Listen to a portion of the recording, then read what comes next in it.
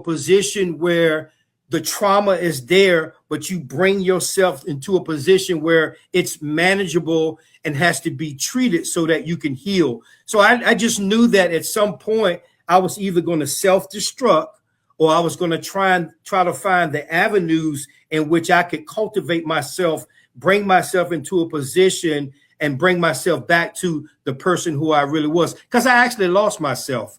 And my grandmother used to always say all the time, she said, you know, God will never leave you nor forsake you. And it was those times and those moments where I felt like I had no one to turn to, that I had to turn to him. You know, sometimes we get forced to turn to God.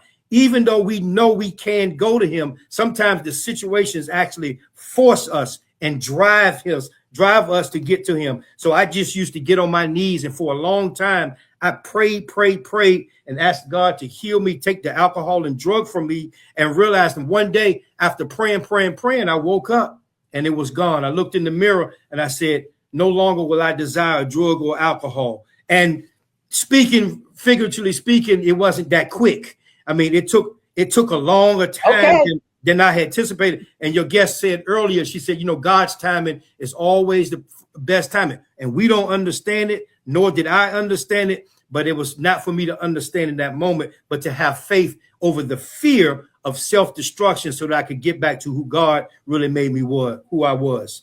Yeah, you right about that. Listen, it's in its time, and what you say is easier said than done. Yes. You know, you say it didn't happen, but so quick, and now you're dealing with other people facing those. And so what I try to get people to understand is, you know, find out where you are, doing a self-assessment of where you are with your trauma, and to learn effective coping skills.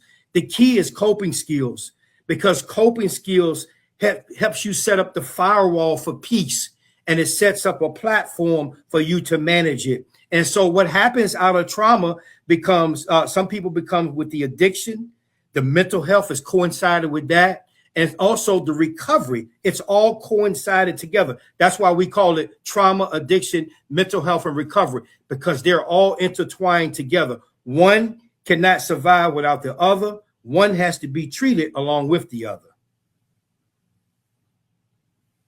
I feel like I'm in church right now, and I'm trying to